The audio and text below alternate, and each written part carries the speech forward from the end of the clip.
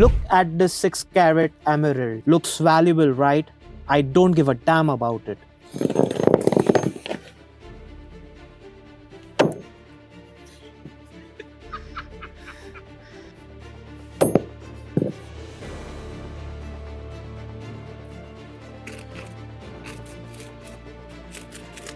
That emerald you just saw was made in a lab by a man in factory. A guy came to me claiming it's natural. You all know I'm an expert. I examined it properly. It turned out to be synthetic. When I told him the truth, he acted like he didn't knew. I paid him few bucks and took the stone, so it never reaches another innocent buyer. This lab-grown emerald got exactly what it deserved.